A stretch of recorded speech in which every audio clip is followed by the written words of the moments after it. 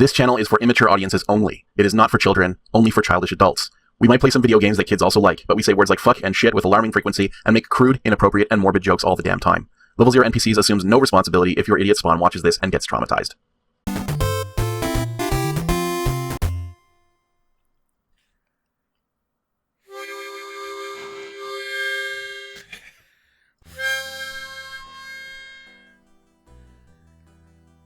Sure.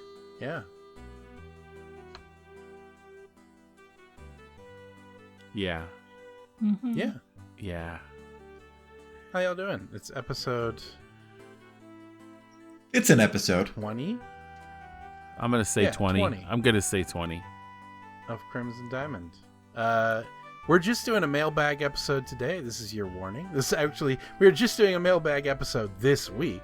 So if you were hoping for some gameplay, I'm afraid you're going to be disappointed. But if you are into our mailbag episodes, like a lot of you weirdos that love our show are, then this is for you. And if you aren't, this isn't for you. Mm-hmm. That's okay. Go watch That's something okay. else. Yeah. That's okay. Okay. Not everything has to be for you, you know. Yeah, that's right. This is for those pervs who actually like our nonsense. Yeah. There's at It's least worth dozens of learning you. for yourself that there are things in the world that are not made for you, and there is a terrible epidemic in the world of people believing that everything should be for them, and or people in the entertainment industry attempting to create things that are for everybody and therefore not creating things for a specific niche. Like the Crimson Diamond. This is definitely not for everybody, but it's for people who are really cool. You can say that again. Yeah. I mean, the people who are interested in it find it, and I mean, obviously with the Steam reviews for the game, you can tell that it definitely strikes the right chord with the people that are interested in this kind of a game. Yeah. But, yeah. And thank you guys for that, by the way. I'm glad that you guys like what I did, because that's why I did it. For people like you. Yeah. I assume you're talking about the listeners and viewers, because, you know, we were inevitably going to enjoy this. This was kind of our jam, so. All y'all. I am going to say something, though. Okay. Say it. As much as I love this song, and I do, truly, Mhm.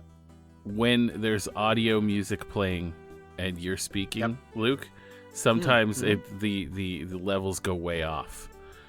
And Yeah. I was wondering if you could just, I know it's no fun, but can you like reload our most current game? Restore Want me even? to load the game? Oh my goodness. Or just load it. I know. Kill Margo again, I guess. Oh yeah, this is It's actually perfect. That's actually not the save that we were No, in. but it'll do. It's beautiful. Yeah. I'll load just a nose. Love it. That's where we left off. And I love the song. Don't get me wrong. I do. The theme song's great. It's just easier to answer questions in utter silence. We Am I need wrong? studious silence to be able to contemplate the important questions we've been asked. Absolutely. If Julia sends me an MP3 of the song, I can even just play it in the background anyway. Oh, you mean for the episode? Like after? Yeah. Or just now? Do you mean I can literally just now? Splice it in. Okay. I mean, splice if you it. want I mean, to send late. it now, you don't have to. Oh, yeah, I Yeah, could I totally was send it to you gonna now. say. So it's silent for us, but not for the viewers. Exactly. Okay. Ooh, that's Send it good. Or could you like play it in the background? I could, but that would recreate the problem. Okay, well then I'll do that. Yeah, I'll do it later then. Yeah, send it whenever. I mean, Okay. before I edit the video, ideally, but you know. Yeah, I mean ideally. Mhm. Also, how else am I Defeat the going to play purpose my of it. harmonica? I mean, you could listen and learn the Crimson Diamond theme on your harmonica. Ooh, You I already could be know the it. first person to play the Crimson Diamond theme on the harmonica, Yeah, I don't think it's ever been done. potentially. Yeah. Well, I don't. I I'll don't know if get your it. composer has- I'll get has on done that. Yeah. Does Dan play the harmonica? heck no. I don't know. Not if he that does. you I don't- know, anyway. I don't. Yeah, not that I know of. He certainly hasn't shared that skill. Only in secret. when he's alone. Just I think if all of us were handed harmonicas, I think Dan would beat us just on his sort of like baseline competence for music theory. absolutely. Like if Dan's not familiar with the harmonica, I doubt he'd be happy with his performance. But I bet it would be pretty good. To us, I agree. yes. I agree. Yeah. Hey everybody, welcome back. Listen, I'm going to tell you a little funny thing. I think we've got very few questions, but our answers are going to be next level. Next level. That's what I think. I'm going to tell you something funny. Okay, all right. Matt says that our answer is going to be next level. I think Matt's writing some checks that I'm not sure I'm ready to cash. Oh, you wait and see. I got faith. I'm rocking somewhere between 3 and 4 hours of sleep, and I just consumed an amount of spaghetti that I wouldn't previously have considered humanly possible. So Nice. I'm all set up to give some previous level answers to some questions. Previous level. Okay. All right. I'm going to walk that back then. I can't speak for everyone. Probably for the best. So Matt's I'm going to give you some next level shit. But Oh my God, you don't even know. Anyway. Alex and I are going to phone it in, and Julia hasn't really commented. I have not committed to anything, although I just got back from an incredible dinner and I'm full of really good Korean food. So, I don't know.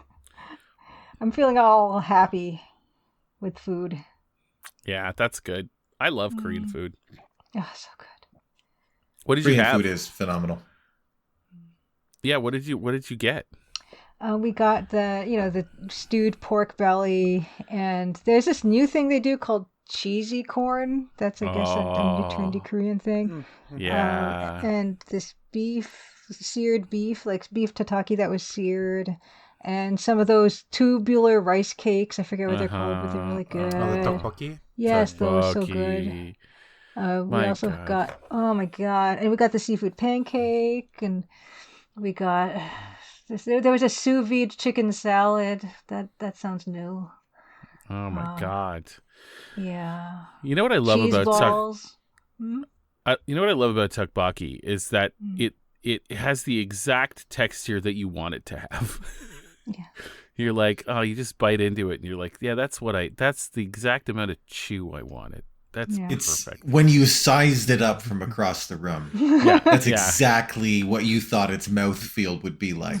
Oh yeah, it's as perfect. advertised. As yes. advertised. It is not a duplicitous food. No, it's great. God, It's that good, sounds honest amazing. food. Oh, so good. Although I suppose if you aren't ready for it to be spicy, then you might feel a little bit betrayed.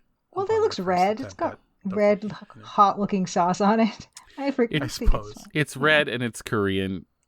You know. Yeah, fair. You know. But and that's on you, basically. Exactly. If you go in trying tteokbokki and thinking it's not going to be spicy. Yeah, for sure. I mean, it's not particularly spicy, especially in the grand scheme of Korean food. But sure. Yeah, but it's there. There's a level of spice. I was trying to think of a duplicitous food. And the first time I tried salted licorice at Bike Games in Charlottetown, someone bought it by mistake and tried it and was horrified. They just got it at Bulk Barn thinking it was normal licorice. And they gave it around to different people. They just went around the studio offering licorice to people. It's like, hey, do you want some licorice? And not warning them. And most people would try some, be a little shocked and laugh. And eventually, one colleague from the UK tried some and said, oh, salted licorice, and ate the remainder of the bag. So that was an end to that bit. But one guy at the studio, I forget who it was, reacted with real anger and remained angry all day and went home angry. He wasn't shitty about it. He wasn't like yelling and screaming or anything. He was just visibly upset and remained that way and went home upset. Wow. I understand that. Yeah. After eating that. I kind of understand it. Yeah. I have another I've had- duplicitous food actually. When you come to think of it, it's those dumplings that are filled with hot soup. Oh, Hot soup dumplings. Yeah, yeah. that's pretty dangerous stuff. Yeah, I don't. If it, you gotta like, if you're eating those, someone should be warning you about those, though, Yeah. right?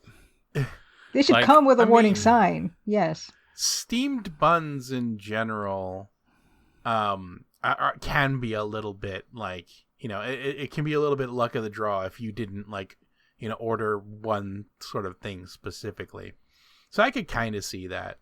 Although stuff that like has something in the middle and is known for having multiple things in the middle, like I don't know if that's necessarily duplicitous, just by virtue of the fact that it is known to have many things that could be in there, Like a box of I wouldn't chocolates. call- It might be Yeah. coconut, but that wasn't a trick. Like that was the agreement. Yeah, there is some coconut in among these chocolates. Yeah, No, but I mean kind of like the dim sum. I don't mean like the bready kind of dumpling. I mean like the dim summy ones that kind of are like wonton, like gyoza on the outside. yeah. And sometimes Oh, they're just yeah, filled yeah. with meat and vegetables, cabbage and meat and stuff. But sometimes they're those special soup ones that look exactly like the other ones, but they're full with piping hot soup. Yep. Those are the Those ones. ones in particular, where Yeah. it's like you aren't like there is sort of a social contract, I think, with Yeah. gyoza or chaosu, I think it is in Chinese. So The most duplicitous food I've ever eaten. I must have mentioned before, but I was handed a piece of leftover birthday cake out of the fridge, topped with what I thought and assumed were M&Ms, but which transpired to be Skittles. And I don't know if you've ever refrigerated a Skittle, but I shattered a molar. oh Oh, no, It was the pain was unbelievable, and I don't know who put Skittles on a cake. It's truly kobold behavior to put Skittles on a cake. But my jaw hurt so bad, and then I was talking, and my tooth flew out in like 2 parts, and I had to get a root canal. I mean, that tooth was obviously compromised before it split in 2, but yeah, Skittles on a cake, duplicitous food.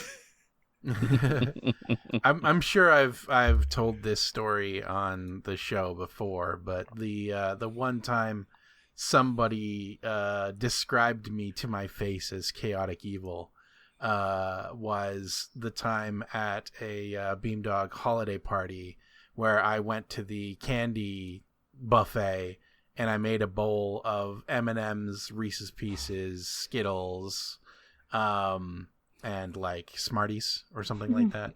Maybe a couple of other, little colorful drop candies. And I just kind of put it in the middle of the table to see if people would eat it. I was eating some of it too, of course, but like, yeah, Of people course. Yeah. who go there expecting, M&Ms and get a Skittle. That's fucked up. Yeah, That's that feels like duplicitous betrayal. food for sure. Yeah, like Yeah. that. That's me. That's duplicitous me, honestly. At that point, You've created a bowl of candy that violates an important covenant.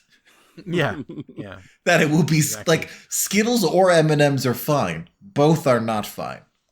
Yeah. I feel like if I had refrigerated them, like that would be worse. But Yeah. if you're gonna injure somebody with candy, like that's not cool. I've had no encounters with duplicitous food. None. I deserve everything I've I had- get. Matt can commune with food around him like a druid speaks to animals. Yeah. I just know. Nearby food reveals its true nature to him. Is it duplicitous if you mistake one for another, like salt and sugar, or flour and like confectioner's sugar? That's just, I feel like that's just a mistake you made. Mhm. And Yeah. it's not a property of Yeah. the food that it's duplicitous. Unless, Right. it is purposely put there to trick you. Right. Uh, But again, I think that's the person being duplicitous. and more again, so than the I food agree. itself. I agree. So, yeah, I was sitting here trying to think, and I can't. I don't think I've ever encountered anything. I've eaten stuff that tasted bad, but I kind of knew it would. I've eaten stuff that I thought would be better, like obviously, but like I wouldn't call it duplicitous. I'm just like, well, that looked better than it was. But I don't know. Nothing's harmed me. I mean, other than all the, food I ate throughout my life that gave me diabetes. It was all duplicitous. That's true. Sugar is duplicitous. Oh, that is definitely true. Yeah, that is true. My God. Sugar tastes so good, is ubiquitous, and is extremely harmful. Actually, now that you bring that up, okay. So I did run across a duplicitous food as far as blood sugar goes. It was fucking wild. So for a while there, when I was working with Alex, I was monitoring my blood sugar. So I would just eat just different things just to see what would spike my blood sugar. Sure. This was before I was diabetic. I was just because I was pre-diabetic and I wanted to see what was doing it. And I would eat like ice cream, and I'd eat like brownies, and it would spike it. It would spike it. It would go up. Of course, one would expect. Yeah. We went. Alex and I went to this place just down the street from where we worked, and they sold the most amazing feta and dill savory scones. They were incredible. And I ate one of those, and just because I was testing it, nothing on this earth made my blood sugar go higher than that. It was fucking crazy. It was like, Scones oh my God. Yeah. And it wasn't even a sweet one. It was just dense. Fuck you. Fuck your insulin. It was crazy. Couldn't have been faster if delivered by syringe. Oh my God. Like straight to my veins. Just let me damage your organs. Like sandblasting the inside of me with sugar. It was breads in general crazy. are kind of like that. Scones are real nasty, but like I was looking at this just loaf of like white sesame bread that I have at home because I'm starting, or I'm the early steps on a health journey right now, and I was looking at calories, and it's like 90 calories for one slice of a white bread. Yeah. And like, yeah, because it's all fucking sugar. And like, that's crazy. Well, like a bagel is like six slices of bread. Bagels are insane. Yeah. That's I wouldn't have expected a thin slice. I'm not talking Texas toast here. This is a thin ass Canadian ass slice of white bread from Dempster's. With little sesame seeds sprinkled over the top. And it's like 180 calories and a fuck ton of sugar. I don't remember how much. For like just 2 slices of bread. Not even with jam on it. Just fucking buttered. You know? Yeah. I'm sure the butter adds a lot more, honestly. Oh, yeah. I could eat a fucking Snickers bar and be roughly the same. So, like, I also realize, and I think the thing is, as you know too, like when you're watching your blood sugar, there's more at work than just eating the thing. Okay, it's like what you eat with it, right?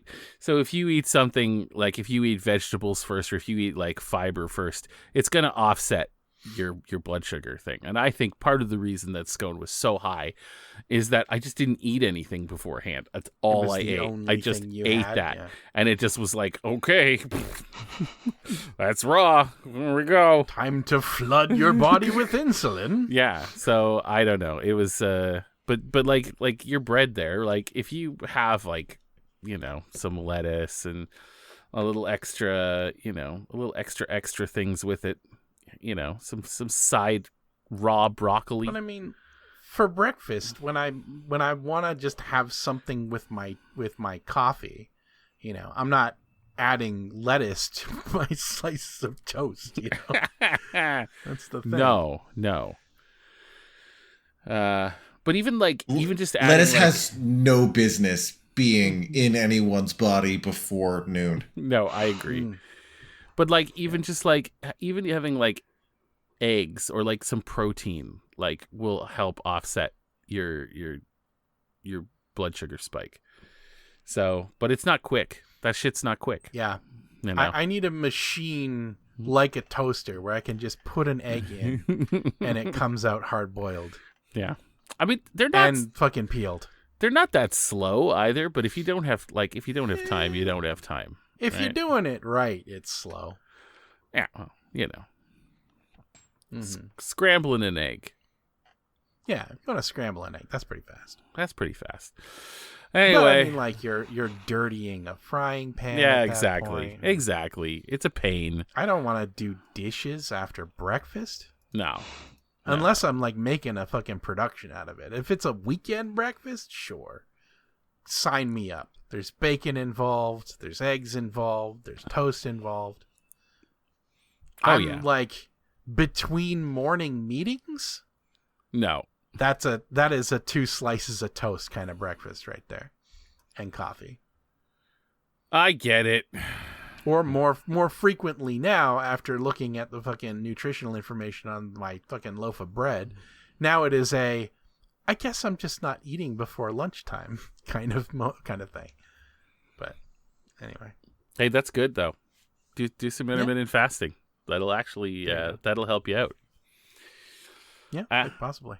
Quick oats are a good fast breakfast.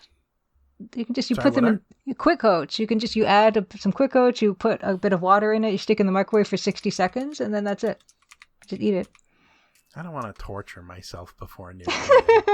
You can put, a little bit of brown sugar in there, and then you're fine. A little bit goes a long way. You're just adding sugar, though. Yeah, but that's going to be less than what's in the bread. I guess. And it's got whole grains, so it's going to be fiber. And you're very much dirtying a bowl, and you have to clean that shit quickly. Yeah, but I mean, it's with water. It's it's a quick clean. It's not like stuck on egg on a pan, I'm a big fan of just skip breakfast. Yeah, that's so easy. Breakfasts are for weekends. Yeah, I availed myself of some of the free food at Industry Day, but normally I eat one big meal every 2 days like a snake. Today's big meal was a kilogram of spaghetti.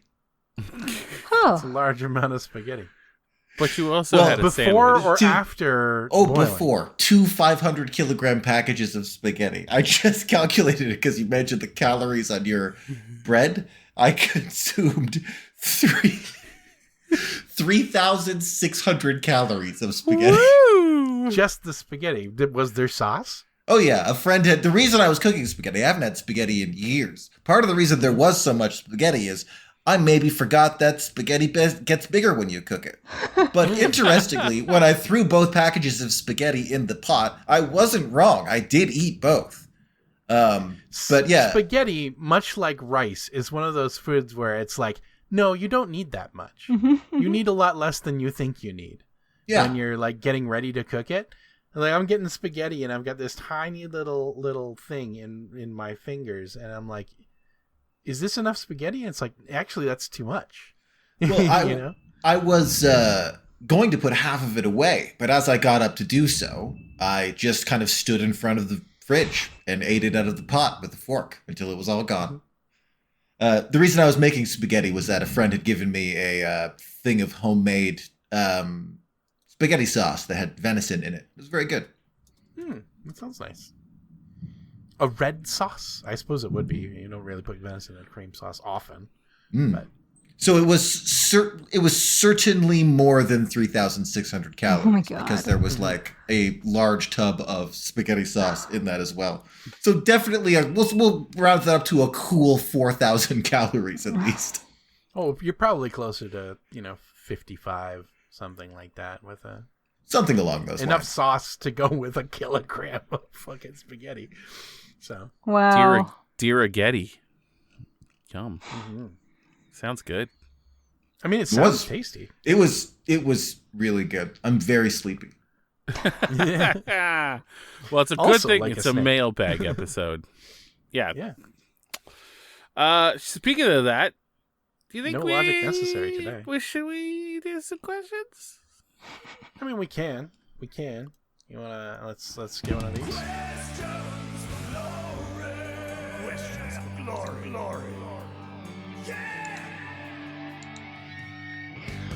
I mean, we were kind of answering questions. Well, we're still on the food thread, for what it's worth. Assuming that you are what you eat, what composes most of your molecules? Oh, throughout my life? Are you made of cheeseburger? Are you a yogurt being? Are you a salad golem?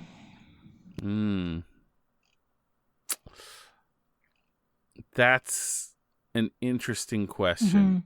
Without going like, well, I'm X amount of protein and I'm X amount of whatever and so on. Like, let's not get too scientific here, but I would say I'm over 50% cheeseburger. Yeah. I would say I'm a large percentage cheese. I'm much less cheeseburger in my 40s, but like especially in my 20s, like McDonald's multiple times a week.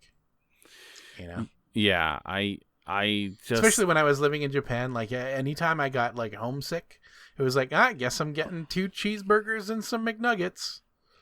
Yeah. It's just my thing. Yeah, I think cheeseburgers mostly. Yeah. If we're going by like staples, like what we tend to subsist on, then like broccoli, Brussels sprouts, eggs, chicken, and ground beef in like a rotating assortment. Obviously, currently, spaghetti is tipping the scales pretty hard.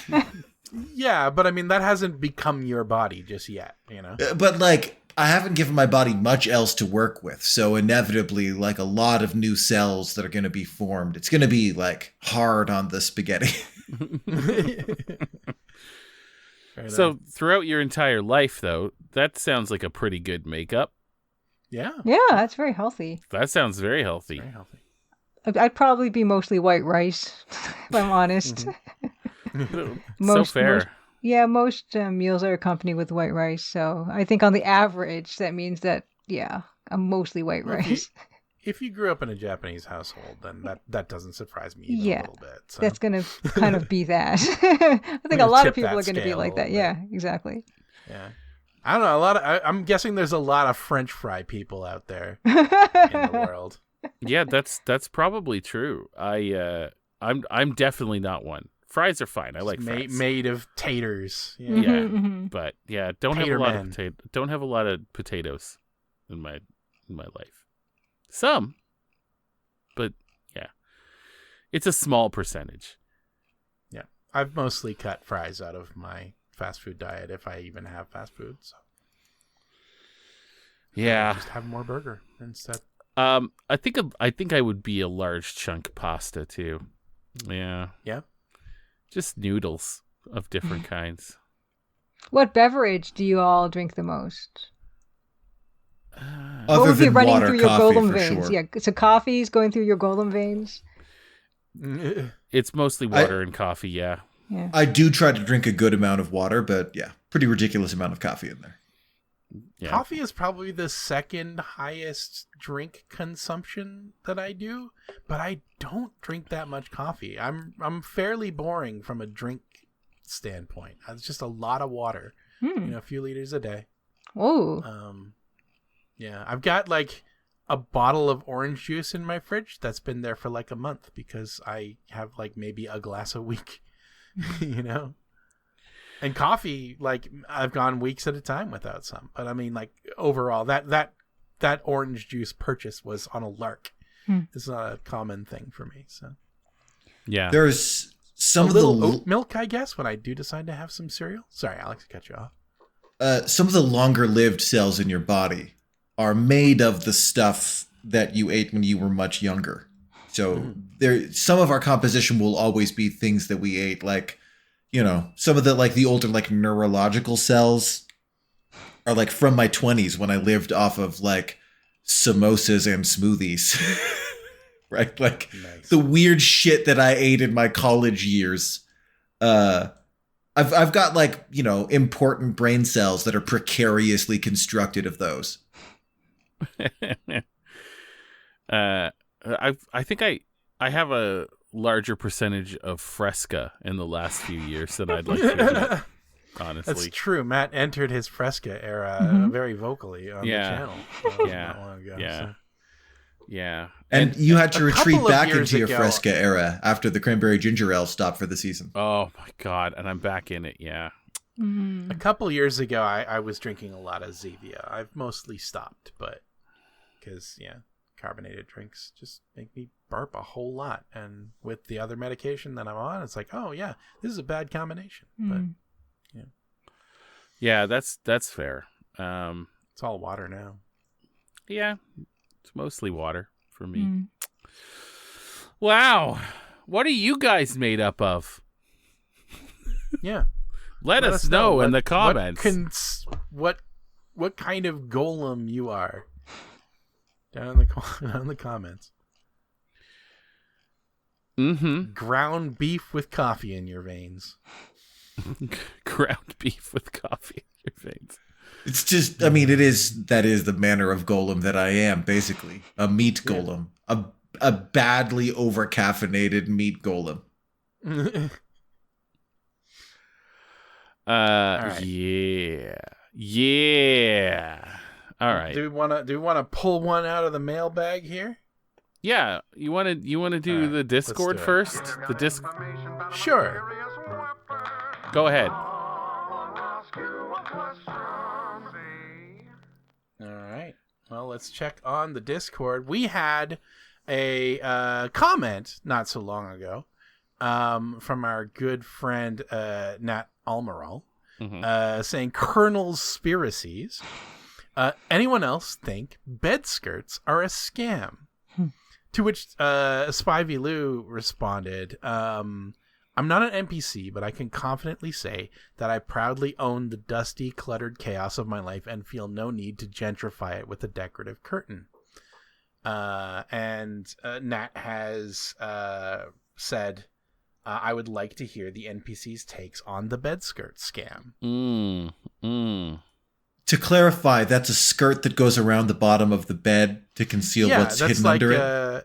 It's like a mostly decorative flap of material that hangs below your mattress. Is it also below your box spring typically? I don't remember. Probably over the box spring, but then hangs sort of to ground level or like maybe a centimeter above. Might to be kind of hide shit under your bed. Might be the spaghetti talking. I am having a little trouble forming strong feelings about bed skirts. Okay, here's what I want you to do, Alex. I want you to go to Google right now and type in bed skirt, because as soon as you see one, you will have feelings, I promise. Well, I'll say this. I don't own a bed skirt. And if I came into possession of a bed that had one, I would probably get rid of it. Why? Well, the reason is because I don't want a creature to be able to reach out a pale, gaunt hand from the darkness under the bed, benefiting from the concealment that a bed skirt would provide. If a pale, gaunt hand reaches from under my bed to grab my ankle when I get up, I want to be able to see the pale, gaunt face that is attached to that hand, if indeed there is such a face so attached. Right. So you feel like the bed skirt would be an ally of night terrors. Well, it's providing concealment to whatever is under the bed.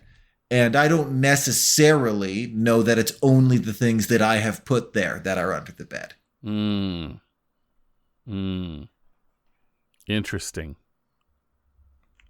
It's not a pale, gaunt hand, but when I was younger and had a bed skirt in my parents' home, sometimes the cats would hide under the bed and would attack my feet from under the bed, using the bed skirt as a concealing point, I suppose, or sort of as a way to conceal themselves before they launch into combat with my feet.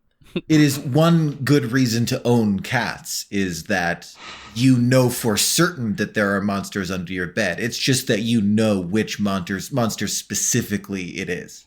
Yeah. It was adorable. Yeah. I feel like cats do that with or without a bed skirt, though. Mm-hmm. I suppose. Yeah. I have an IKEA bed frame that has built-in drawers on like wheels that are very low to the ground, so I have no need for a bed skirt. A bed skirt would just make it difficult for me to open the drawer and get things out of it. So all right, fair enough. They're not built for that. Like, and first of all, Alex, you're like what, 6'6"? You if you didn't have a bed skirt, if you had one, you wouldn't see anything under your bed either way, right? Like, you can't. You're too high. You cannot see under there. So yeah, like the I wouldn't want a bed skirt for the concealment that it would potentially provide, but also like I don't know, I'm not disturbed by the idea of a bed skirt necessarily. I probably would not use one myself, but I don't know. I wouldn't counsel someone else as to whether or not they want to conceal their shit with a bed skirt.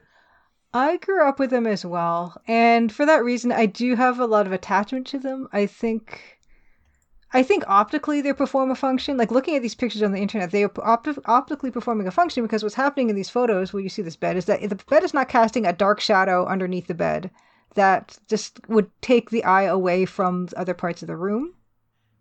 I like that aspect of it. I like the aspect you could put underbed boxes for storage under there, and then also those are concealed. And then there's no room at all for any ghouls or cats. So I think that's covered. And yeah, you may be underestimating a cat's capacity to get into places where there's no room for cats. Well, okay, there would be a little room for cats, but I mean, an underbed box is often most of the room, so they would probably be like half in and half out under that skirt, so you could see them. So I like them. I do. Like, you don't even see them that often anymore, so I think that's cool. If I was to be in a room where that had them, I'd be like, this is a classy place I'm in right now. And also maybe a little on the old side, but you know, it's classy. Okay, that's fair. That's fair. I'm interested in examining the claim that they're a scam. Scam. I'm interested in figuring out what exactly are people getting fleeced over the bed skirt. If I understand it correctly, and I may not. Okay, yeah.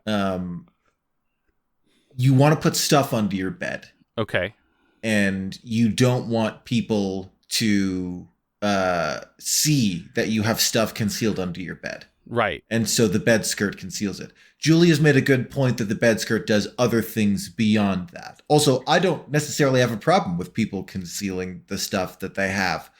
It being a scam in the sense of selling a thing to disguise the number of possessions that you own, when fundamentally it is fine to own as many things as you happen to possess, right? Like, in that sense, it is literally unnecessary. If you are only getting it to conceal some shit, like using your bed as a place to hang a curtain round so you can hide stuff under it.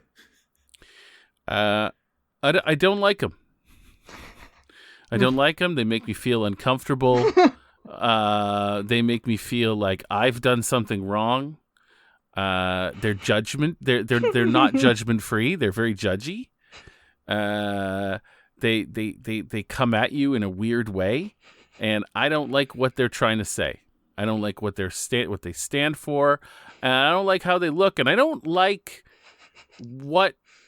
when they come from. I don't like that. I don't like that era, and I'm not here for it. I don't like them, and I can't. There's an element too. There's an element here too. You've got a bed skirt. Yeah. Either you like the way that it looked, or you just want some steam. You've got some steamer trunks you want to hide under your bed, and for whatever reason, you don't want anyone to know about all the suitcases and boxes and things that are down there. Also, I fucking paid. Sorry, go ahead. Sorry. Yeah, sorry. Oh, sorry. Basically, just that, like, you get out of bed, right? Yeah. And you're like, you're moving around your life, your house, your home, your things, right? And your feet stick out from the profile of your body. And if, like me, you've got big feet, you stub them on things quite a lot.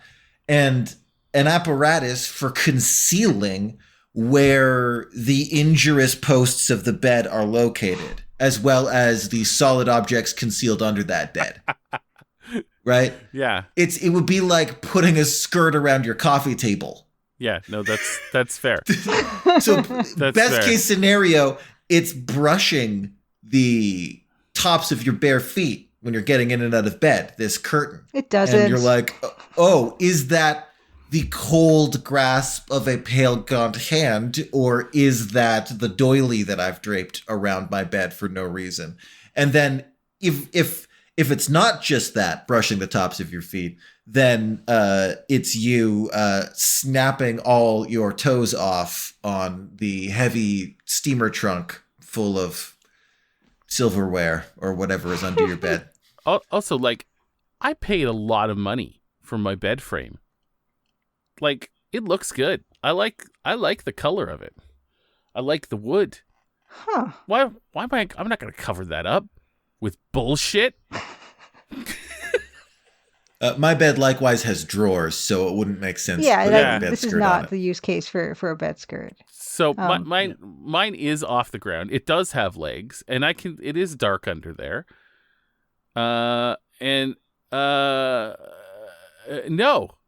not a chance. Fucking scam. Scam.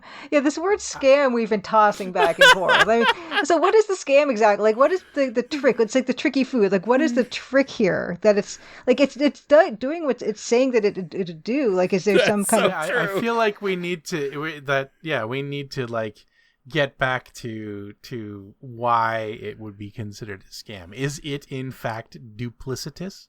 Well, like how when people will sell you like a copper bracelet for arthritis, you don't need it and it won't help. But I mean, like, well, sure, but it's also you're being sold a bill of goods at that point, right? Like, this is supposed to help your arthritis, and that is false. A bed skirt, this is supposed to hide Under the bed. void under your bed, which it does. It's doing. Yeah, does it I great. think the falsehood is that you need to hide the void under your bed. You just don't need that. No, you don't need you don't need curtains on your windows either, right? But I mean, In this case, it's the copper bracelet is to help with your arthritis, but you don't have arthritis. The person has convinced you both that it will help with your arthritis and that you have it, and neither is true. Or like a talisman for warding off ghosts is a scam because there's no ghosts. Both of those things you describe are scams. I'm not sure that I'm willing to believe that the bed skirt is doing anything that it is not, or is not doing something that it purports to do. The ghost in this case that doesn't exist, that the bed skirt is the talisman for warding off, is the idea that there shouldn't be anything visible under your bed. Yeah, which is just an opinion. The bed skirt basically attempts to do what the sort of large fancy tablecloth does, but also does not prevent things on the bed from getting messy. Although in my mind, if we're talking about like the various cloth that appears on a bed, like those fucking nanometer thin bed sheets, that shit's the real scam in bed clothes, as far as I'm concerned. Well, like, I'll take a good old fitted sheet, and I will take a comforter. Oh, That's hey, all no, I wait, need. no, wait, no. Well, I like that other sheet because it separates you, but you don't have to wash the comforter so much because it's not The directly on only your. point of that sheet is to bunch up around my feet in the morning. That's why you need a duvet cover. Yeah. If you've ever lived, Yeah. if you've ever lived in a place with really unreliable heating, there's an insulating utility to the sheet.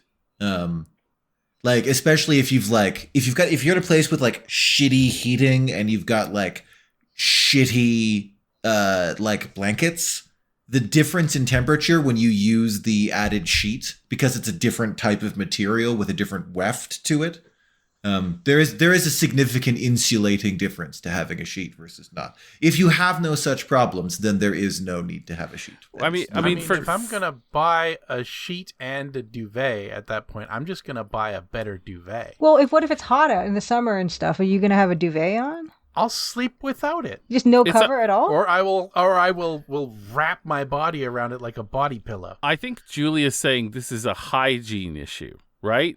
Yeah, I'm kind of saying it's a hygiene issue. Yeah. Like if you have a bed cover, like that's a quilt or something that you can't just toss so easily in the washing machine, then yes, that extra sheet is like a shirt shields that people used to wear put on the insides of their shirts so they wouldn't. That's hit their on you for armpits. buying something that doesn't go in the washing machine.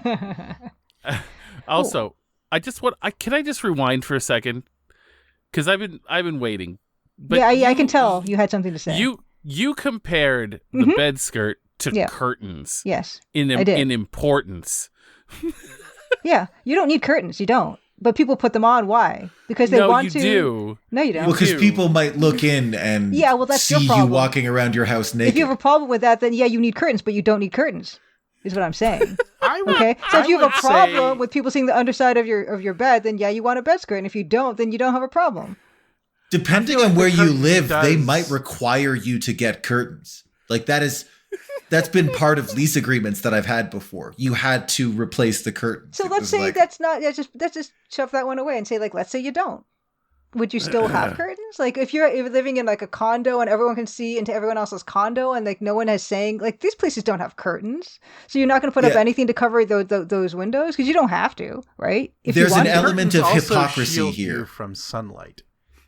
There's an element of hypocrisy. Room. Like there's always like, you're just coming up with excuses for having curtains. I'm not allowed to live in the room with the window. But then you could then you'll just get sunlight on your skin. These are all just choices. I love how heated this is getting. I have to admit to a level of hypocrisy on my part. So there's a reason I want curtains. And the reason I want curtains or blinds or something to cover the window, is while I do want to be able to see the pale, gaunt figure under my bed that reaches out with his hand to grab me, I don't want to see the pale, gaunt window that will be staring in through my window. I would prefer not to know about that one. And I do realize that doesn't make a lot of sense. I'm just stating these facts as true. The pale, gaunt figure that will be framed in the street lamp outside my window, that is one that I would prefer not to know and see about. These are all just I want him to be invisible. I get that 100%, Alex, because that one is not the imminent threat. This is a pathology that I'm admitting. I'm not defending this. There's not a logic behind it. These are just true statements that I'm making hypocritically. I'm saying I get it, man. I want to see the one under the bed. I don't want to see the one at the window. It's important to me, both of those. Get to you. The one outside the window, you can lock the door and keep the window closed. He hasn't broken the window yet. The one under the bed is already inside. And it matters to me that I've got a line of sight on him. 100%. I'm on board with this logic right. here. This is perfectly reasonable. No, it isn't. It's irrational, unreasonable. I'm not defending it in that say. I'm just saying that's why I need. I think it is rational. I need curtains on my windows for that reason, and I also need to not have curtains around the bed for what would seem to be the opposite reason, but is the same reason. No, I think I think they're in two different leagues, curtains and bed skirts. However, I'm on the bed skirt Wikipedia page right now. Wow, there is one. Bravo. There is one. And there is. They have a whole section called Purpose So I'm going to Oh, read that. please. All right. Oh, yes, please. Put us out of our That's misery. the purpose of a bed skirt. Valances, as they are known in the UK, Mm-hmm. Can preserve the bed by keeping it from coming into contact with the floor. They can act as a buffer to preserve the unity of linens and bedding, since continual friction between the bed and the ground may lead to tearing or wearing down of material. Therefore, This feels like it's assuming that you don't have a bed frame. okay, but so they'll deal with that. Just hold on. Okay, sorry, I got ahead of myself. Let's continue. And therefore, sheets and bedspreads will reduce quality over time. They are also used to prevent dust and allergens from accumulating under the bed, particularly by those who suffer from respiratory problems. Aesthetically, the Valance's function is to provide a snazzy look. They use the word snazzy. Look to a bed, in addition to reducing exposure to the box spring, assorted items, clutter, or any space beneath the bed that can be used for storage. Embellished bed boots may also be used to conceal the bed posts and improve decor where bed skirts do not reach the floor. And it says up here that the bed skirt is used to hide the ensemble fabric, wheels, and other unsightly objects under the bed. So if you have a shitty bed frame with wheels, okay, fine. Use your bed skirt, okay? Fine. I'm back around to, though, if it's got wheels and casters on the bottom, that seems like something I don't want to conceal from my delicate toes. Right? I don't want those swivelly wheels under my bed that are irregular. I don't want those hidden any more than I want the pale gaunt figure that is hiding there. Do you kick stuff often, concealed from Alex, me. in your place? Is it? Oh yeah, You do. I'm forever catching. Well, the ground is so far away, you know. Because this is just not a problem I have. I actually have a bed frame that's metal that does have those wheels, and I don't kick them, and I don't kick tables either. It's a wonder any of my toes are still connected to my body. The amount of times I will catch my whole foot on something, trying to navigate the world around me. But I will concede I'm that much closer to the ground than you are, so I can see how this is not a difficulty for me. One important thing in that description Matt read, though, was keeping dust out. Yeah. I don't see how that would work. It does. I kind of feel like dust would still get in under there. Not really. But if you are concerned about dust accumulation and air quality, and it really does help, then yeah, sure. Because the I'm dust, guessing less. the certainly dust would bunnies get under. won't roll. You know how they kind of just they go with the air currents as you move about the room, and then they will congregate in areas that you're not touching that often. Yeah, they'll get under there if you don't have that under there. So yeah, That is actually very true. I have discovered dust bunnies under my bed. Because I don't have one of these. All right. Okay. So here's what I'm going to say. Okay. I think there is a use for bed skirts. I'm coming around on this. Do I think they're a scam? No, I don't think so. I think that they are a niche item that if you have certain priorities in your life, you can go ahead and have them. I think that would be fine. Do I think they're even close to the same league as curtains? Fuck no. that's a cultural offends thing. me. No, that's because you're just with the majority of people who feel this way. But there's no practical reason besides if you want to see insulation, if you've got a cold house or something, if you don't have good seals on your house. But that just adds. We're just adding extra things to it. If we're gonna stick with the most purest issue of whether you need curtains or not, you don't. So, we just have okay, them.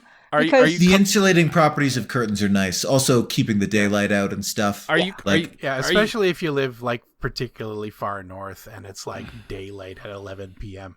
like it is sometimes here in Edmonton. It is nice to have. Yeah, the sun's not under your bed. Yeah, but let's just say this is whatever facing window that doesn't get a lot of sunlight, and let's just say that it's a well sealed window. The idea, but it's still people would have a full view of you. You don't need that curtain. You don't if there's no bylaw that says you need to cut whatever, right? There sometimes are, and earlier when we said that sometimes you literally are required to put up curtains, your counter argument, but what if there was no such rule? I'm just saying, like, we're trying to solve for the sphere. What if the sun couldn't right? get in and it never gets cold? I mean, like, and it wasn't the law. We're trying to just really drill down to like just that one thing, right? Like how in physics they solve for the sphere because it's like the perfect object with no drag, right? So I see. You're trying to figure out if it was merely a matter of modesty. Yes. If we didn't want to see people. Yes. If we didn't want people to see us wandering naked around our homes. Yeah, I would probably still put up curtains. Yeah, exactly. That's my point. So it's just I will say that only water and protein and like a couple of other nutrients are the only things that are necessary if we're going that far down the line. True. All other things are elective. Yeah. Well, that's true, isn't it? I just don't think you could convince me that curtains are as niche as bed skirts. I don't think you can. Okay, maybe not. But I'm just on saying, a relative it's a continuum. scale, It's a continuum. On a relative Okay. scale, curtains are more on the like higher on the triangle or lower, I guess, on the triangle of needs, the pyramid of needs. So a person, independent of other utilities that curtains might have, a person might hang curtains out of modesty. And I suppose if you're a person who feels anxious about the things that you wish to store under your bed and you don't want the appearance of clutter for whatever reason, you might hang a bed skirt around your bed for mostly the same reason, just out of concern for what people might think. And also the allergen thing. If you have trouble with allergies and air quality and the bed skirt really might help, that's a literal practical reason. It serves a real literal purpose that is not societal or imaginary. So in that sense, it's not a scam. Isn't the irony, though, that if you put up curtains, you might not need a bed skirt because no one will be able to see under your It's true. Yeah, the curtains, I think, would solve both problems. Curtains like thermoregulation. Until you invite someone into your house, but then they might be a vampire, so you might be fucked anyway. So same reason I'm pro that second sheet on your bed that is not the quilt or the fitted sheet. I'm pro that for reasons of thermoregulation. It is easier to throw in the wash. That's great. But also, like, you can take off the heavy sheets and just have you take off the heavy blanket and just have the sheet if it's too warm. And, I've lived in a lot of places with shitty heating. In fact, I've never lived anywhere that had good heating. I'm just realizing that now. That's why my priorities are such. Every place I've ever lived in my entire life had shitty, unreliable heating. Wow. There we go. Yeah, I like that sheet too. I don't know what it's called, but I like it. What's it called? I think it's just a sheet. Okay. Flat sheet. Yeah. Flat sheet. Yeah, that's the There's one. fat. There are a couple of different sheets because there's like flat the and fitted, sheet, which is just a thing that goes over your mattress, which is an absolute necessity. Because you're not sleeping straight on your mattress. But yeah. I can't deal with them. I get tangled up in them, and then eventually I kick them off in a fit of rage while I sleep. And then I just have a big old thing of flat sheet bunched up at the bottom of my bed, literally every time I've ever slept with one. If your main blanket is warm enough and you can just throw it in the wash, then you for sure don't need a flat sheet. I have a duvet cover that goes in the wash. Yeah, that works too. It's basically the same. And it'll serve that like insulating layer that a sheet would give you. You probably get from the duvet cover. If you have a blanket ever that is, if you have yourself a blanket that is not warm enough, and for whatever reason you have to make do with it, the flat sheet will make a remarkable difference in temperature. Man, I was so worried that we weren't going to have enough questions to fill an episode. We might not get to all of them, honestly. I love it. If we're trying to enforce an hour. I love it. Why would okay, we want to get to our other questions? No, we can't. I don't want to yet because we need to know. You have more to say. We need to know. Okay. Oh, yeah. You want to know the password? Yeah. Okay, it's password time. We need a jingle for the password. Yeah, I was going to say, I think we need a jingle for this. Like, it's becoming a part of the show. Speakeasy for now, it's Password. Just, this is close enough. 20s kind of jaunty. Yeah. Oh, yeah. Here's your I'm on Rescue a question for the week. What is the Speakeasy Password this week. Okay. All right. Find an employee and say, sometimes it's the fastest car that crashes first. That's probably true. Well, especially because it Sometimes. starts with sometimes. Yeah. I mean, you start any sentence with sometimes, unless it is an impossibility, it is probably true. It is. It is definitely possible for the slower car to crash. You can crash pretty slow. Yeah, absolutely. But like, you are in less control, generally speaking, of your vehicle the faster you're moving. We've had worse passwords for sure. This is hilarious. Yeah. I hate this one actually quite a bit. So sometimes okay, the fastest car crashes first. Sometimes the fastest car crashes first. Is that what you just said? So it's sometimes it's the fastest car that crashes first. That is such a nothing thing to say, right? Yeah. I don't think any of these Speakeasy Passwords have been a something. But Luke, you totally hit the nail on the head. You could couch any sentence with sometimes, and it's probably true. Like that's a nothing. That's a good point. Yeah. But I mean, like, this is also something that kind of shows up in the driver's manual. You know?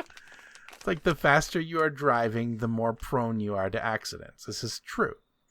That's true. If you take it as an ambiguous cautionary note, slow your roll. Sometimes it's the fastest car that crashes first, advising someone to either slow it down or encouraging them that it's okay to move at their own speed.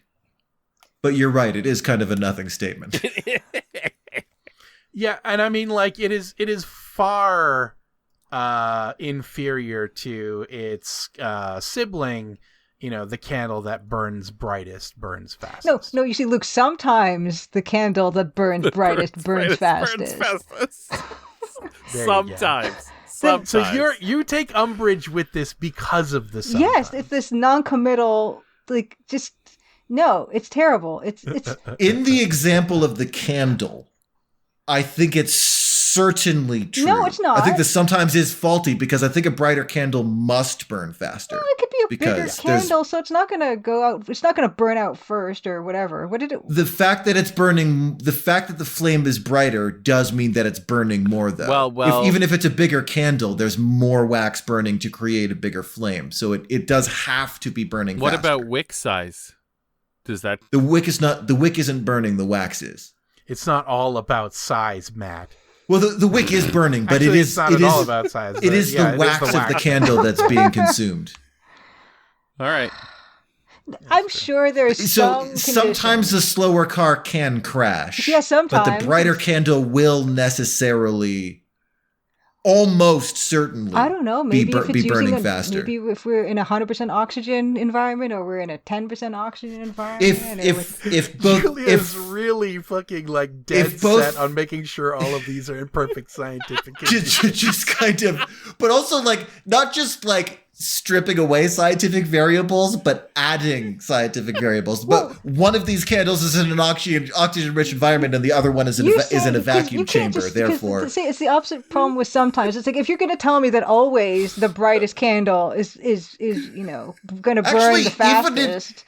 Even if one of the candles is sealed in an oxygen chamber and the other one is in a vacuum chamber, the brighter one is still burning faster. It's still true. It doesn't matter what you do with the candle. If the flame is brighter, it's burning faster because that's what the flame is. Maybe it's true. I'm not going to say always it's true. Well, it's just like the louder It's helicopter sometimes is true. always flying faster because it is the noise that makes the helicopter go. Yeah, the scenario in which the flame burns brighter but not faster is if it is using a different fuel.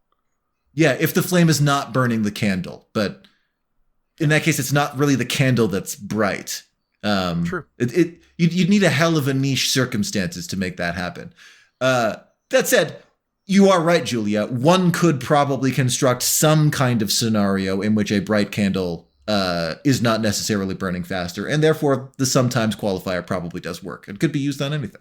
I mean, but of course, generally speaking, yeah, that is the case. But like this whole sometimes thing is the part that with these sayings that it just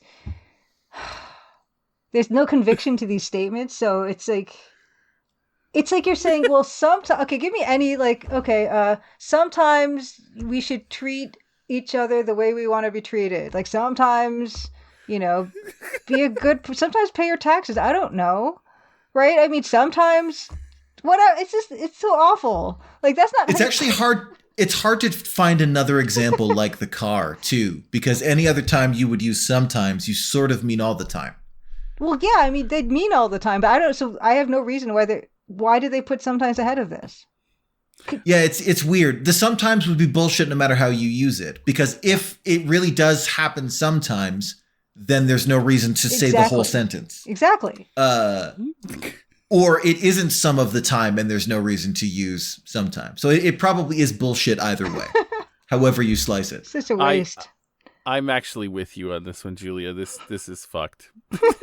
Oh, I'm not a fan of the sometimes, but like, I am in support of the general statement that if you are driving, the faster you're moving, the less control you are in, and therefore the more likely you are to crash. Yeah. I think what's happening too is that the statement "the fastest car crashes first" is a problematic statement because it's also dangerous to drive too cautiously or to not match traffic. It's just There's so many circumstances where that wouldn't be true.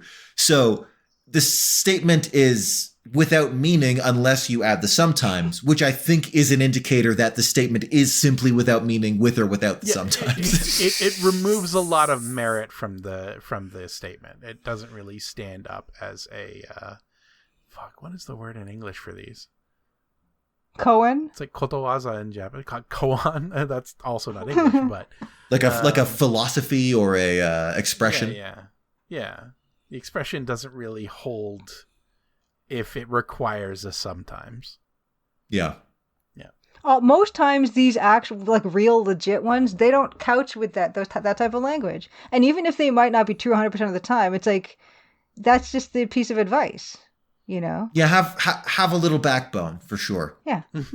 Yeah. Wow. Now, that's this is while I do want to see the pale gaunt figure under the bed, and I don't want to see the one at the window, there's a third scenario where I don't want to see the pale gaunt figure in the mirror that is behind me in the reflection, but also I don't hide the mirrors. I feel it's important to see that pale gaunt figure. So it's a third category. I must see that figure, even though I would prefer not to. And that's why I don't put curtains over the mirrors either. Those are the three conditions of pale gaunt figures that a person might see. Do you think our Nancy has lived her entire life with the Babadook behind her in the mirror? That's a good question. Is it only at the lodge that she's seen this? Mm-hmm. Well, she seems she's not alarmed. not really reacting to it. Yeah. So she just had a Babadook for her whole life? Just following her, yeah. Might be. And if you grew up exactly. Well, in the presence of a Babadook that is always in the mirror, like, it's normal. It's interesting that your life choice is to become a mineralogist. Well, she thinks it's normal. Yeah. I mean, yeah, but she most likely can tell that other people don't have a Babadook. Unless, you can only see your own, in which case, I do want to play the plucky detective adventure game where your sidekick is a Babadook. And your protagonist might be crazy. Maybe she just assumes that no one else has it, but it's just her thing, right? So it's not really much else to comment on. She knows other people can't see hers, right? So just like, I guess that's just a thing I have.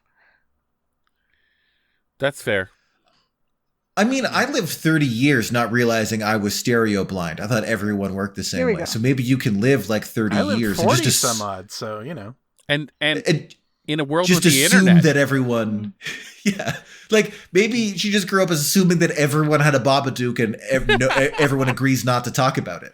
Yeah, we all see a grinning top-hatted figure in the mirror behind us, and we all agree not to talk about it because what would be the point?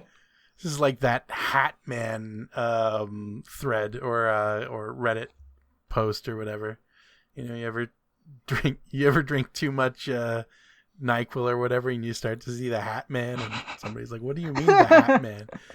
It's like, "Oh, I thought this was a safe space. I guess not." You know. I'm paraphrasing. I don't remember what the whole thing exactly is, but yeah, like not knowing you're colorblind or something. It happens. Mm-hmm. And then when you find out, like you might be surprised for a little bit, but then you kind of settle into it, right? It's like, I guess that's just how everyone else is, and I'm not. So. Wow. Well, there you go. Well, stay tuned for the sequel to The Crimson Diamond, Nancy and the Babadook. Nancy and the Babadook. Hey, guys. Whatever happened to the PC commenter Blue Skirt 5842? Idris asked. We don't know.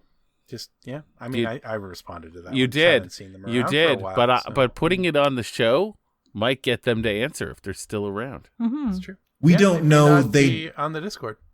They extracted their tracking chip, so we don't know. We don't know what happened to them.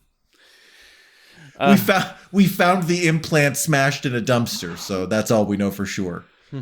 Oh, okay. Now we can get to the real questions, not these fake Discord questions. Not a lot of time left, so let's get to them. Okay. All right. Well, I mean, we have as much time as we want. It's just it's our show. We're allowed to go long, but questions for Quarry. Nah, Almeral.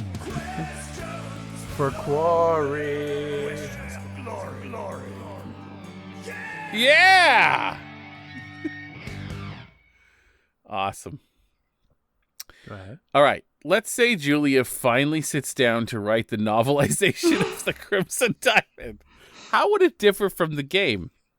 Which characters would you want to see explored further? That's a good one. That's God. One only you can answer. Like to, yeah. I mean, I guess in this one is much more willing to like explore the psyche of Nancy. She actually does sort of talk to herself a little bit in this game, unlike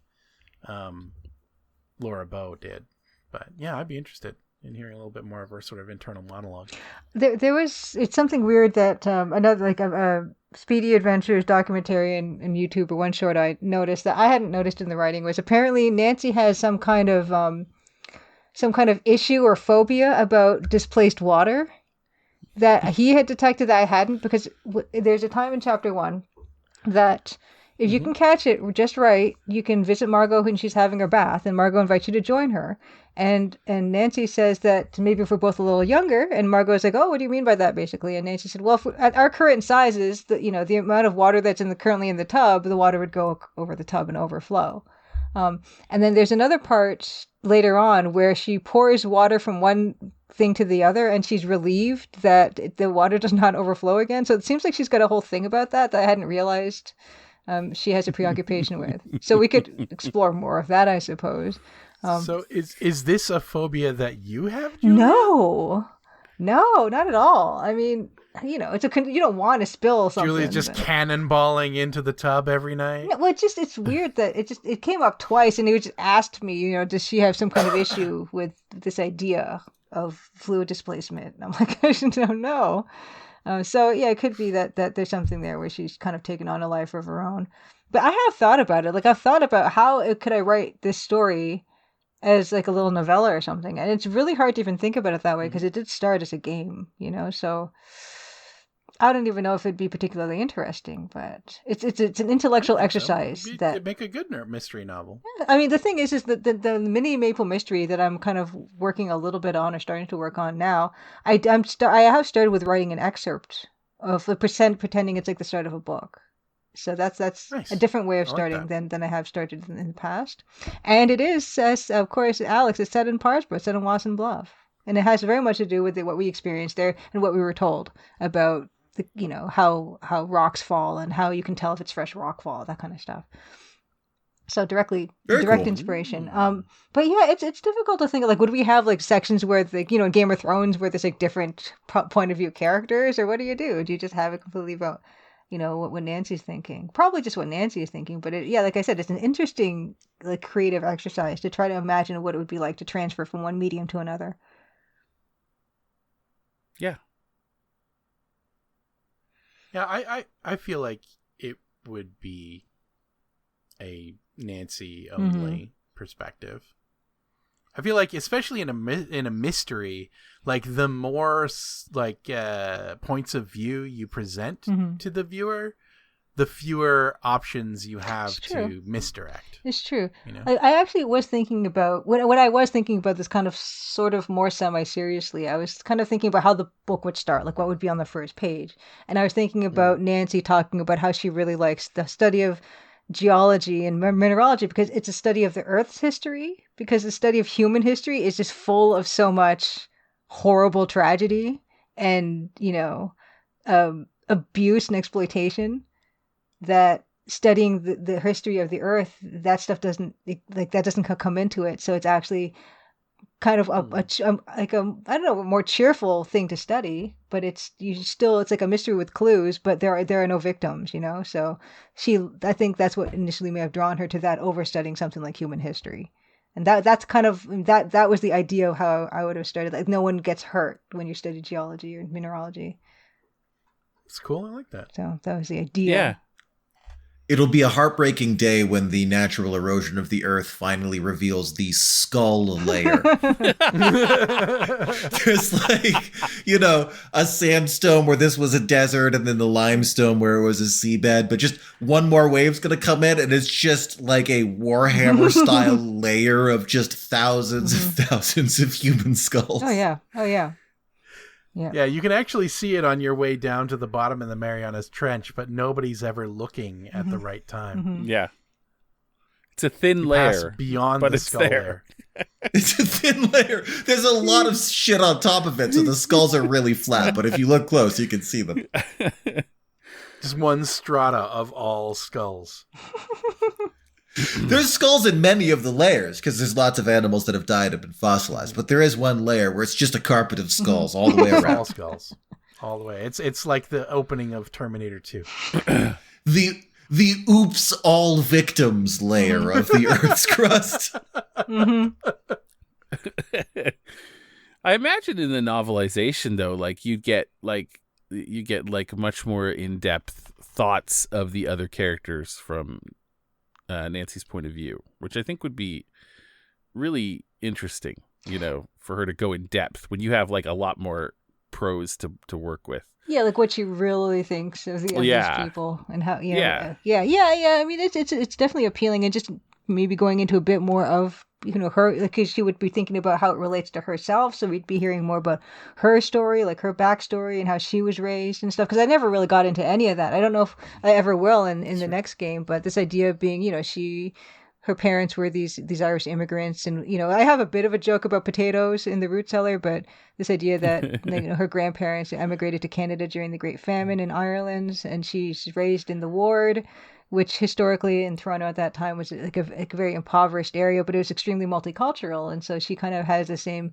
experience growing up in a very multicultural area as I did growing up in Scarborough. That idea making her kind of more open-minded, and but the fact that you are poor, you have to be more adaptable and open-minded to other experiences and other people because you're living right alongside them, and you guys kind of have to get along. So that is also informs her worldview. Like, there's a lot I didn't, most of that I never really made it into the game in terms of that part. I feel like novel Nancy would be less likely to enter a room, have a conversation, leave, close the door, and knock it. Yes.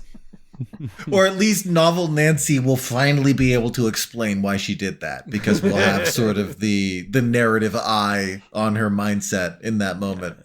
You probably wouldn't write her as trapped in her own body. Well, you'll finally be able to write out what the Babadook whispered in her ear to make her do that. Jokes aside, though, one thing that makes Nancy Maple an interesting character is that while she's naturally inquisitive, she's not necessarily a professional snoop. True. In other mystery games, you're a reporter, you're a detective, you're someone who snoops in a professional capacity. But Nancy is just a traveler at a lodge. So an interesting thing for a novelization would be exploring just like, how she comes to decide that she has to intervene in this mystery and do things like, I don't carry a fingerprinting kit, but I know how to make one. And I think that's a really interesting thing for a protagonist to do, to like decide to get involved in this mystery and to like construct the rudiments of an investigative kit out of found things. There's a real kind of like young adult adventure novel vibe to that. That is true. And there was actually a passage in the manual, which I never ended up updating, so I just deleted it off the Steam store page. So I'm like, I'm never going to update this thing. But there's a passage in it where she, in her little bio, it says that she, grew up as like this young woman, young girl who people don't believe necessarily what you have to say because you're a kid and you're a girl. So this idea where she is used to having to prove what she's saying to other people to like justify, whatever she's found, like learned or found or anything like that. So this idea being that at the end of the game, you have to come up with like proof and reasons to justify what you've discovered is something that she's used to doing her whole life anyway, because people never take her seriously. Yeah. I like it. I think it would be pretty great. I'd read it. It makes for a very empowering story protagonist, going from that state of no one listening to her to proving everybody wrong and proving her hypothesis right and catching the killer. Yeah. I mean, who knows? Maybe one day. And the idea being she starts off, as a clerk in the museum, and she wants more than that, and she knows she won't get more than that unless she actually really steps out of, her comfort zone and steps out of what is, conventionally expected of her. Do you know what I think? I think the Crimson Diamond would make an excellent musical.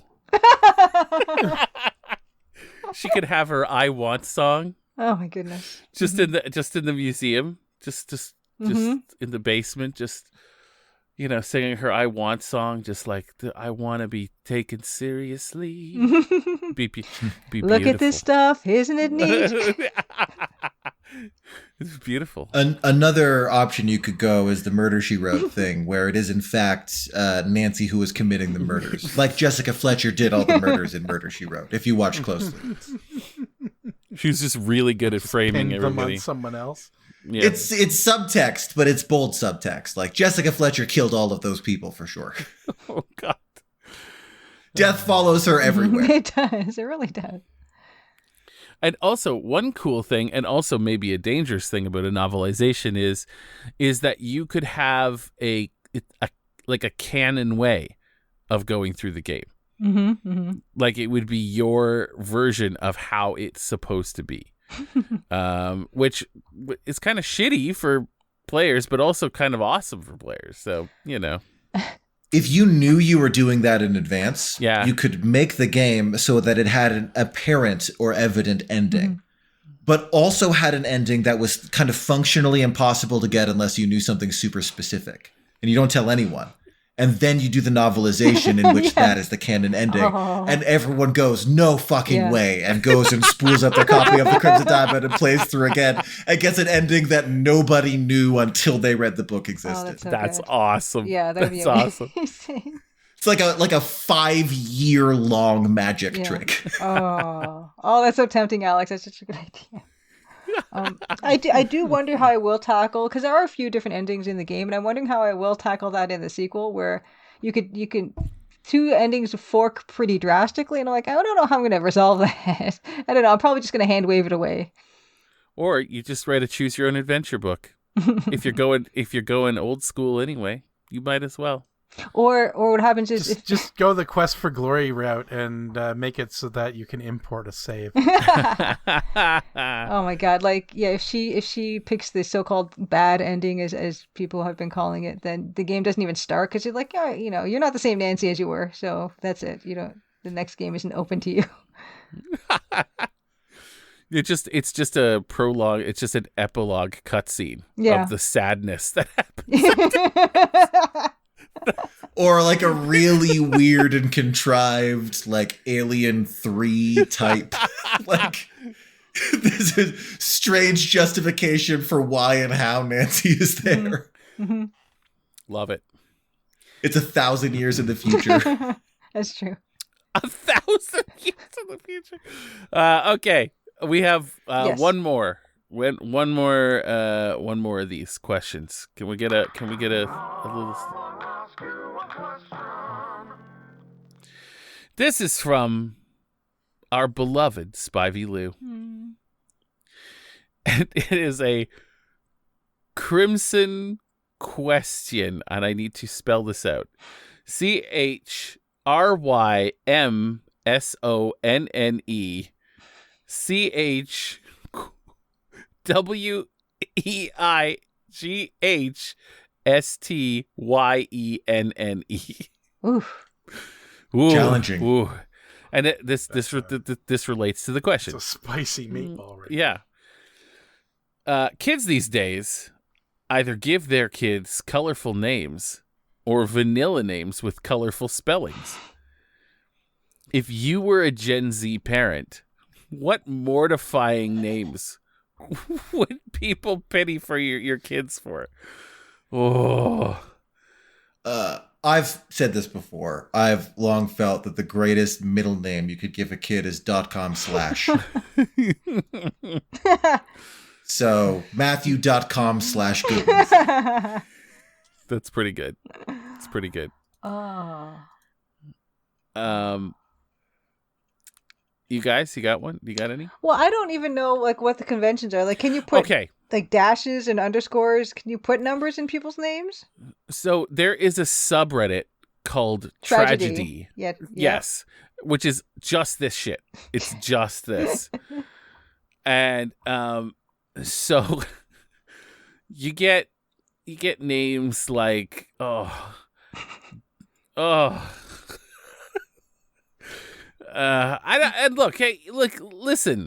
listen, guys. All names are made up. All names are made up. Yeah. If you've done this, that's fine. It's just. There was one that I remember recently that if you pronounced it like they wanted you to pronounce it, it was pronounced North Korea. It wasn't spelled that way, right? But no. Yeah. There's one here, Giselle, Jizzelle. Well. Giselle. Or like throwing a Y in there. Like my middle name is Kevin after my dad, right? Yeah. And if it was spelled Kevyn, I don't think I would like it as much as I like the middle name that I have. Especially if it was like Kehvyn. Yeah, that would be quite an albatross to lug around with me my whole life. Yeah.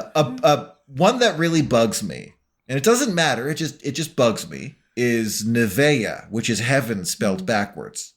That's pretty common, actually. It was popular. It was popular for a while. A bunch of people just thought it sounded nice, and it's just like it's not that bad. There's something creepy about that to me. Naming your kid the opposite of heaven. Oh, that is true. I didn't think of it that way. Like Alucard versus Dracula, except heaven. So, I'll just give a couple examples from this subreddit. So there's like Aspen, which is ASPYN. It's better than ASSPIN, I guess, but the Aspen.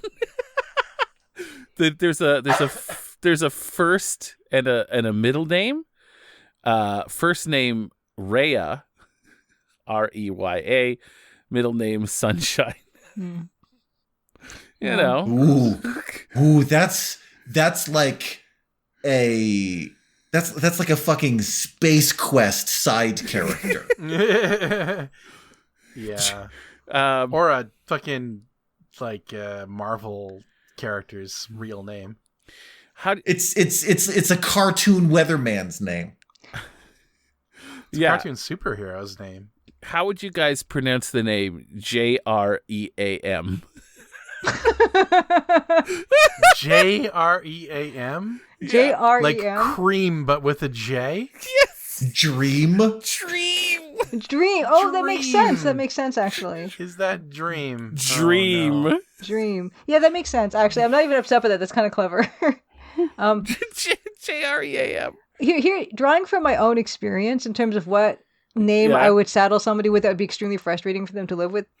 Drawing from my own experience, like my last name's Minamata, I have to spell it a lot over the phone, and M's and N's are you have to really step on that enunciation to make sure they get those M's and N's correctly, like M, N. So I would name someone something like Amanda, but have it spelled Anamta. So it would be Anamta. So it's like Ananta. So she would be spelling it. Everyone's going to think her name's Amanda, but it's not. It's Ananta. That'd be extremely frustrating. Oh. Yeah, That it's would horrible. be really frustrating. Yeah. Yeah. And she'd be like, I'm Ananta. Sort of and a- spell it, and they're like, Amanda? Sort of Yeah. sort of a booby trap Yeah, of a yeah. name. If I hated My, my child, I would do that. That's what you'd have to do. My wife has a similar problem in that her name is Korean. It's Dayong, right? Every time in North America when she like gives people her real name, they're like, "Oh, Diane." Yeah. No, it's not Diane. Yeah. So much so that she has been on a quest to find an English or a Western name just to make it less frustrating to give people her name. Yeah. I think I'd go for an N name, but I'd put like a K or a G in front. Nancy Yeah. with a G. Oh, Nancy or Nancy. Nancy. Oh, love it. Or K-N-A-N-C-Y? K-N-A-N-C-I-E? Yeah. That's pretty good. One of my stupidest inside jokes that I have with only myself is whenever I see a movie with Jake Gyllenhaal in it, I imagine that his first name is also spelled with a G, but pronounced the same. Jake, G-A-K-E, Jake Gyllenhaal. It's just, for some reason, I find it so funny every time, and it's not a joke that's easy to explain why it's funny, but G-A-K-E, Jake, is such a shitty name. Like, what's your name? My name is Jake. And then they spell it's like, no, with a G. G-A-K-E. Jake. Oh, I hate that. It's valid, but it is upsetting. It's gut wrenching. It's an unacceptable name. Especially because it's just because it's Gake. That's why. It's like the G can make that sound, but we all agree that it doesn't in this context. We all agree except for Jake, who insists that his name is spelled G-A-K-E. So I saw. He is the opposite of a GIF. Yeah. Jake.com/Gyllenhaal. Gake. There's Austin I've seen here. Ostyn. Oh no. Oh. Yeah.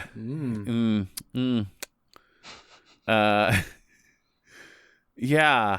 I have a younger sister whose name is Sandy. And the name Sandy comes from Sandra, which comes from Cassandra, which comes from Alexandra, which is derived from Alexander. And my parents didn't look that up. Cockney rhyming slang level of of derivation. So you're both named Alex. That's great. They just kind of gave us both the same name, and that doesn't seem to bother Sandy. It doesn't really bother me either. It's just that, it seemed inconsiderate to give her a name just because they liked the sound of it, and then later find out that they had already given that name to another one of their children. So, and her birth certificate says Sandy or Alexandra or Cassandra? It says Sandy? It's just Sandi. Okay. Just yeah. wow. So that is her full name. Okay. It's not an abbreviation. Okay. So in that it's sense, like my name is just Luke. It's not Lucas.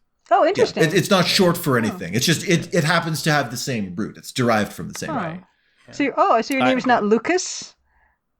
It is not. Oh. Good. My birth certificate is Luke. Oh. I can't tell you guys. We were briefly considering, because we wanted, when we were having kids, my wife and I, we were like, when we have a girl, we're gonna call her Alexa. You know, because we were really into that. Was that scuppered by Amazon? Well, then no. we had a boy first. Mm-hmm. And we were like, let's just call him Alexander, right? Because we may not have another kid. So let's just call him Alexander. Mm-hmm. So when we found out we were having a girl 6 years later, we were like, do you think we call him Xander now? Like his name was Alexander, but we call him Xander all the time. But we briefly were like, do you think we could get away with calling her Alexa? Do you think we could? Ooh, Alexa and Xander. Do you think we could? Using all the leftover letters. Yeah, exactly. Exactly. And then Meg was like, no. I'm like, yeah, you're right. We can't. We just can't do it. So, she did a minefield of complexes there. Right, Yeah. right. Even if you had done it, like if you had made that call, like at least you did think hard about it. We did. Right? Like you wrestled with the thing. We did. Yeah. There was effort. Yeah. It wasn't just like, you know what? I've always liked the name Alexa. Let's go with that. And then like 15 years later, one of your kids points out like, aren't those the same name? And you're like, I guess so. I never thought of that. Yeah. Yeah. There you go. Yeah. I'd actually like to hear the worst ones you guys have come across. Put them in the comments. It's gross. It's gross. Some names. I don't know. I don't know if it was real or not, but sort of early on when the trend of giving children oddly spelled names was a thing, I remember hearing Shadynasty, which is spelled shady nasty. Shadynasty. Wow. Yeah. Well, yeah, I mean, when you say it, it's like it's marginally better to hear it rather than read it, I think. Yeah, because it's spelled shady. Yeah, that's no good. But Shadynasty, I'm like, I can get kind of a bit behind that. The thing that troubles me and probably troubles a lot of us about these names is that like your kid is a person or will grow into one, right? They're not a bit. They're not. That's true. So like the kid is not only going to be a bit. Like if you want to give a cat a stupid, humiliating name, the cat doesn't care. It won't respect you either way. But like that kid's gonna like grow up and have to introduce people and gradually learn that their name was. The name. So they'll realize it real quick, I think. It's true. For around the time they're sort of wrangling like language and sentience and problem solving, they're probably going to figure out that their name might be a bit of some sort. Maybe they don't like the bit. Yeah, and you think the second they go to kindergarten, that's gonna. How many people have you met who don't share their parents' sense of humor? Right? Like probably an alarming number. Oh yeah. I haven't gone too deep or to like ask, but my cousin. And I'll preface this by saying I love my second cousin or my cousin's child. He's a good kid, but they named him Jackson, and there's nothing fundamentally wrong with that. But Jackson means son of Jack. The father's name is Brian, and the grandfather's name is Gordon, and I'm pretty sure the grandfather on the other side is not also named Jack. That's a really good point. I didn't realize. Jackson is a fine-sounding name, but it does have a very specific meaning that simply cannot apply there. That's a good point. What about if it's spelled Jaxxon? Like Exxon? Yeah, but it's Jackson. J-A? Yeah. I mean, less bad, I guess, but... I went to school with this kid named Brandon, who had he had the reddest hair of any human being I will ever meet, like a cartoon child. And one day the teacher was talking about the etymology of names and of words in general. This is like in elementary school. And as an exercise, we were looking up each different name and what it originally meant from wherever it came from. Mm-hmm. And Brandon's name meant the burning hill.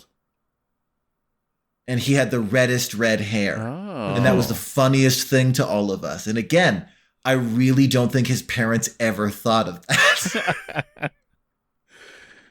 I mean, mind you, they didn't necessarily know that the newborn baby had red hair.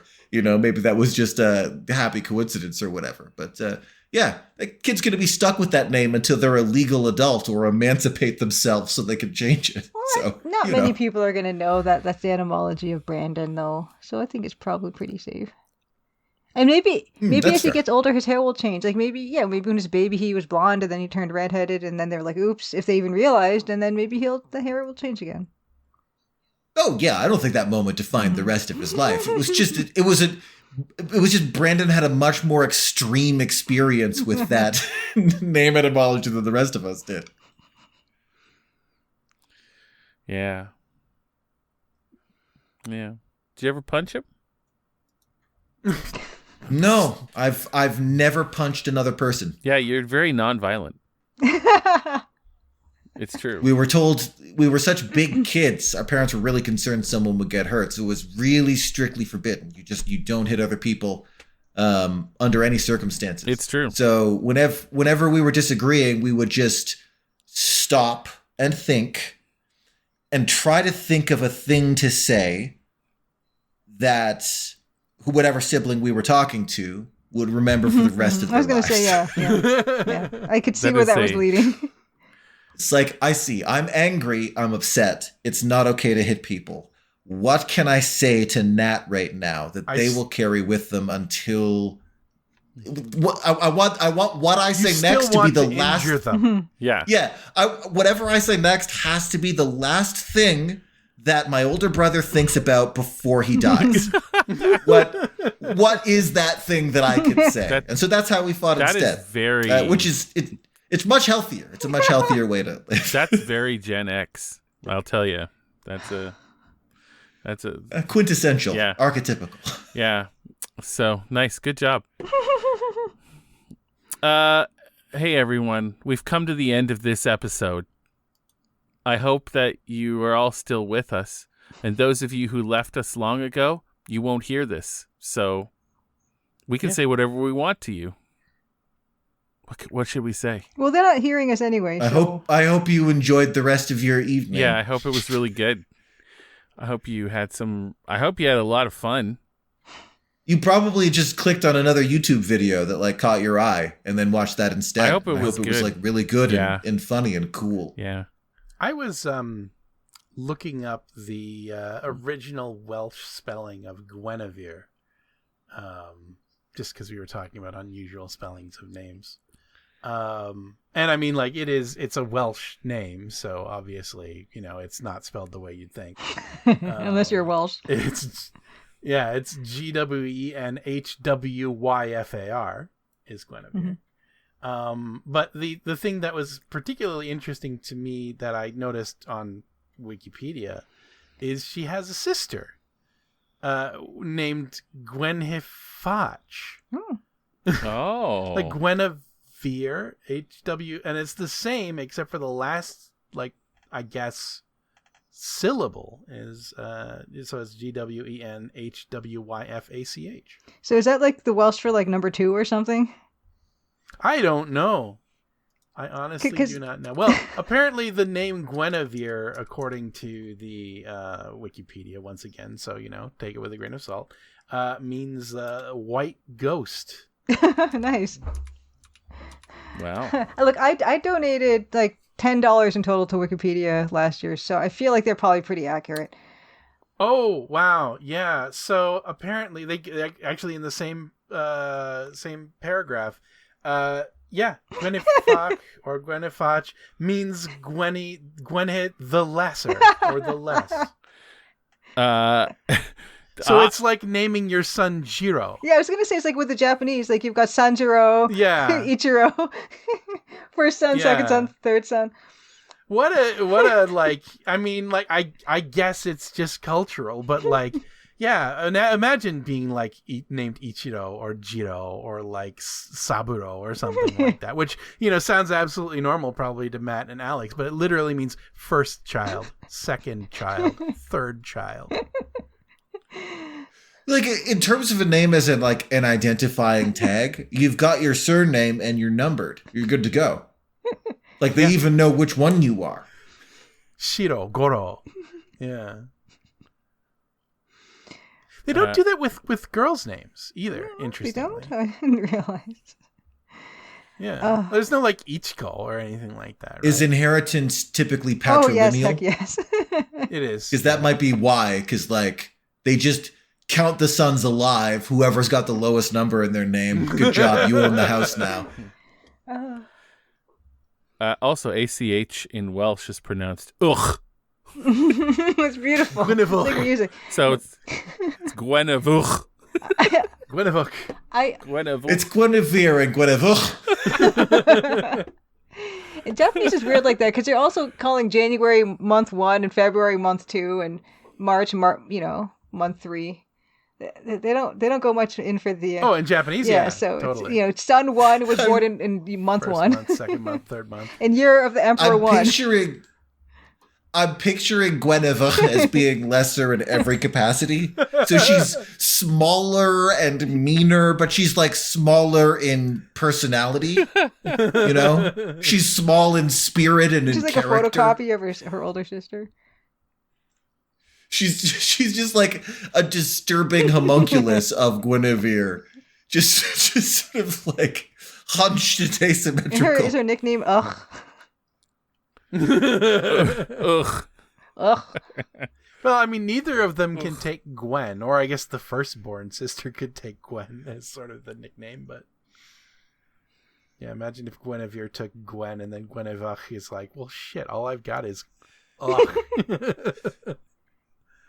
And she's the one that got married to fucking King Arthur, so, you know. And actually, I just think we should take the opportunity to apologize to anyone that's listening who has that name or says in Welsh it's beautiful. Gwenhwyfach? Because it could be that it sounds beautiful in Welsh, and also maybe, I'm sorry if it sounds like we're making fun of the name, if you have that name. I'm not. We are, not sorry. But we do apologize about it. Yeah, Matt was very not sorry. I could already tell us why I laughed. I personally am not sorry.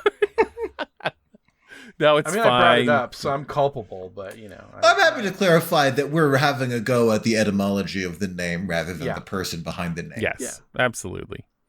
I know nothing about Gwenhwyfach. I told you the Bronwyn story, right? It would have been years ago now. I was at a thing when I was teaching, and I was meeting a bunch of people, and another teacher from another school came over and introduced herself as Bronwyn. And I was like, we chatted for a while. She went back to her booth, and I was like, well, Bronwyn, that's a really interesting name. And I tend to look up what the meaning of names is after that Flaming Hill incident in elementary school. Right. And so I just looked up what Bronwyn meant, and it meant fair or blessed breasts. Nice tits. It kind of means nice tits. And I now had to know that in all of my future interactions with Bronwyn at this thing. To be fair, it also means white raven. Yes, that's true. There are multiple possible meanings. But also, it means nice titties. Yeah. Wow. Who names a child that?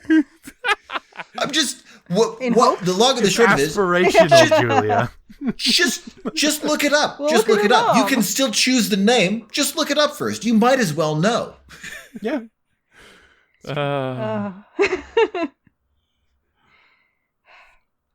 Well, there you Well, go, Alex? everyone.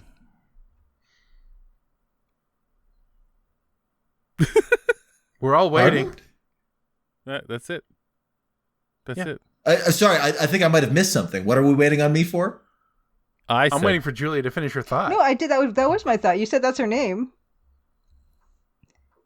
You're asking for an for an assessment. Oh yeah, was it accurate? Probably. I guess people kind of look interchangeable to me.